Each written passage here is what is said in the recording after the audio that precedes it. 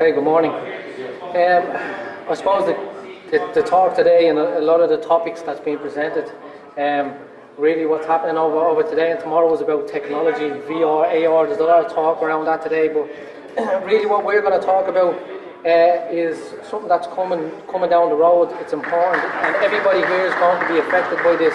And what it is the transition from PAS 1192 to ISO 19650. So when I was asked to speak, I thought it was very, very relevant to talk and speak about this today because, you know, everybody will be affected by this standard. So just to bring it through, you know, I'll introduce myself, just to give a quick run through about the company, what we do, and BRE, we just happen to be across the way. And we're also going to bring you through the MBC roadmap and also the standards. So I'm just going to briefly bring you through this. You've probably seen the signs around today with the roadmap on it. So just to, I suppose, give you a little bit about myself. I'm a Sparks by trade. From there I went back into the electrical engineering. Some people will call me the Van Wilder of DIT. I've been there nearly 15 years. They can't get rid of me, so I've been there a long time. So just some other things. I helped create a course in DIT, which is IT for site workers. It's digital delivery for site teams now. Keep changing all the time, the names. And some other things that I worked on is with the CIF, with their working documents. So just the push here is they have the new release of the working documents coming out very, very soon. It's called the starter pack. And just to push it, all them documents from the CIF are free. They're available online now. And it's really to help guys that are starting up in BIM, getting going, looks at hardware, software, implementation and strategy from a high level right through. So that's there now, available online. So them documents are available to download. Just to give you a little bit about ourselves and the company, Digital Construction Technologies, if you haven't heard, we're a BIM consultancy. We do BIM modelling, digital implementation. We work closely at the moment with different clients to meet their needs. So we enjoy doing what we do. We're passionate about doing what we do. So not only doing BIM modelling, doing the implementation as well is a big part of what we do. But not just from the software side, we also look at the hardware, how guys can use it, and the implementation. So these are just some of the technologies that we use in our office. We've touch projectors, we've touch screens. You can see some of the guys in the office there pretending to work. They can't film me. I know it goes down. So that's the touch projector in the office. So just to give you a quick insight into what we do and how we do it. But unless you're actually using the technology, properly, there's no point having it. So I don't know if you do know or you don't know. So we're official partners with BRE, which are over here, and we're very excited about that partnership. So really, what we're looking to do is to push BIM and raise the awareness of digital technology and BIM and standards in Ireland. So we were really excited to get that partnership on board, and the guys are over there today if you want to have a chat with them further. BRE are not just BREEAM. A lot of times people just think that BRE is BREEAM. They're not. They do different things. They do fire test and resilience. They like to deal with on different projects and invest in different projects. So they do testing, certification, research. They do different products. In Waterford they have got the innovation centre, so that that's there. It's great. You can go, you can see it. So just to give you a quick run through in terms of BIM and especially certification and standards, this would be the standard roadmap of how they would implement it. They've just updated the standard and the roadmap. It's across there. You can see it to bring in from PAS to ISO 19650. So this just brings you through the essentials. If you want to get the project information manager, and then if you want to be a certified practitioner, you guys can go and do that yourself online. It's a really, really simple and easy process.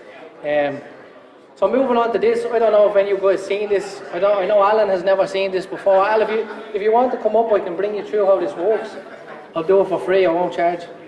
So these are the pillars. I'm sure you guys have seen this before. It's the 4 pillars. So we have leadership, standards, education, training and procurement. I think Alan would agree to say that the roadmap was great. It was great to get it out there. It's great to look at it. It's a lovely picture. But actually trying to implement it and get up to speed and push it, as an industry, from my side, I work closely with the CIF. to push it, and Alan's working really hard to push this. But from a standards point of view, it really does need to move forward, and industry has to get involved. It's really important. But if you look at the timeline here, and you know, I'm not going to blame anybody, but we are slightly behind. Let's not lie, we're behind on the timeline. So it's really important as an industry that we do push this forward.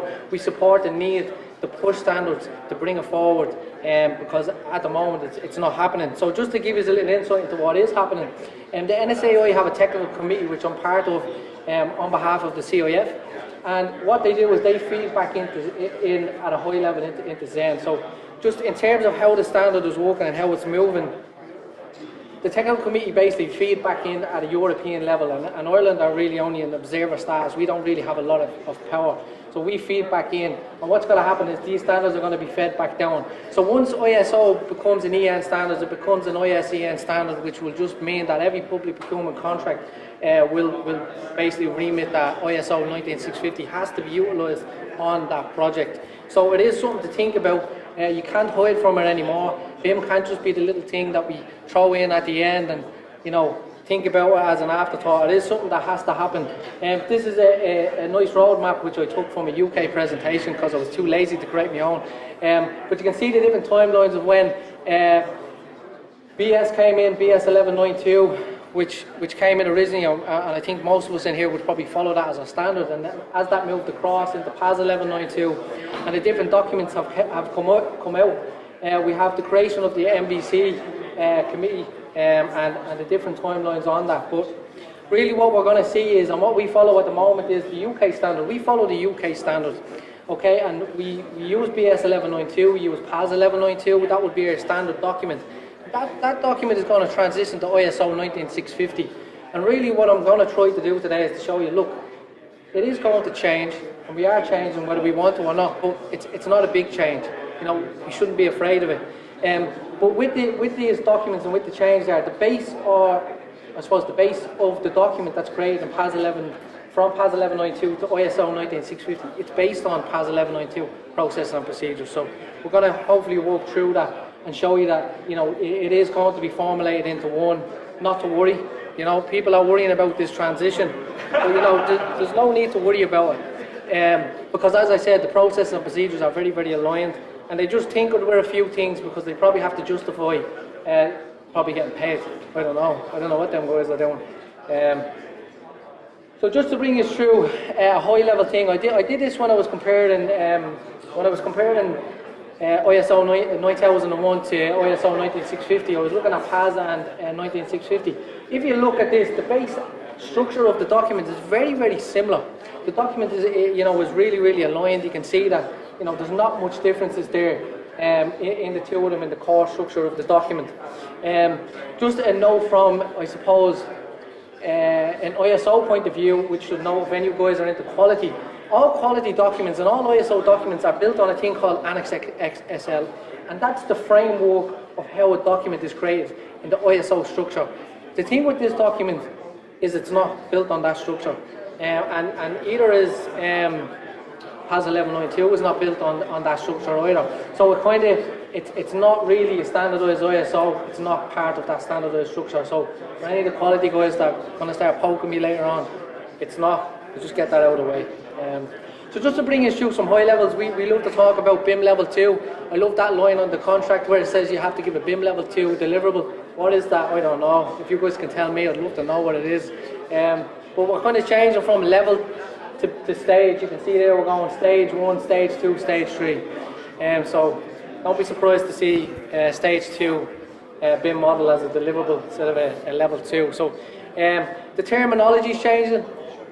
I want to walk over to the screen, I'm not going to walk over, but if you can see there, the stages are exactly the same. So we're used to 1 to 7, it's still the same, 1 to 7 is still the same, you can see it there. If we look at how they've structured it, again, as I said, the levels, this is more aligned to information, and the terminology and the delivery of this is more based on information and how the information is delivered. And as you can see there, the structure.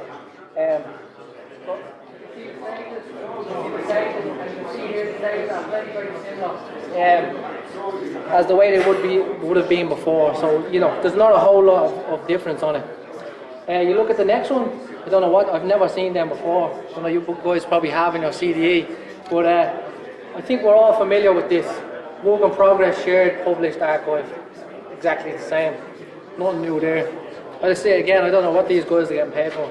And then walking through, again, we have the stages, walking from the information exchanges down through to the subcontractors, and we look at the way the documents broke down. Again, very, very similar structure, similar processes and procedures. The only thing that's changing here again is the naming.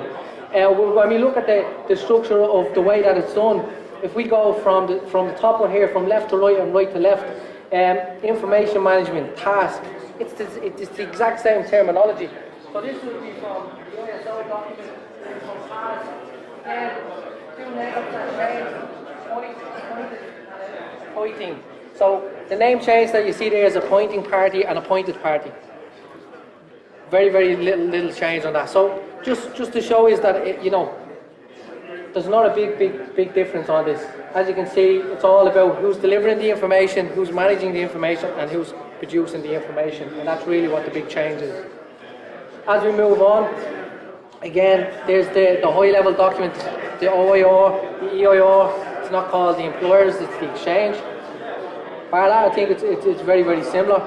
And then the terminology, just a quick snip, is taken from the supplier is the appointed party, the client is the appointing party, and that's really it in terms of the document. You can see there that it still has the same PAS naming structure or BS naming structure. But what I will say, and I haven't touched on it here, is the big thing that we need to do as a country, and it's coming down the road, is every one of these, every country that's signed up to ISO 19650 has an option to create their own annex document. Now, at the moment in the UK, the annex document is going to be based on, more than likely, on the new PAS 1192 document. So really, and I said this at the start, as an industry, we need to push the standards. We need to push that. Okay, well, are we going to create a new document? Do we have the money to create a new document? Alan ran out because he knew I was going to touch on this.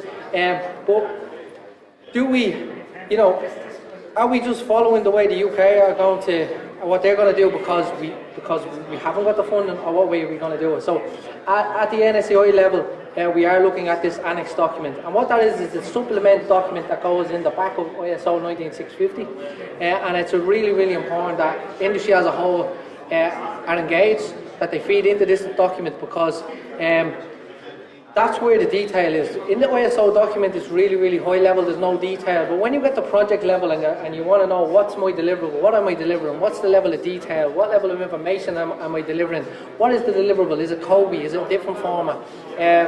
So it's really, really important to know what you're delivering, and that annex document is the document that's going to deliver what your deliverable is, because that will have the detail. Sean just came in at a good time because he loves COBE. You like COBE, Sean, yeah? So just some other things that I like in the document is the level of information needed, and it specifies at each stage that the appointed party should deliver only what information is required at the given stages.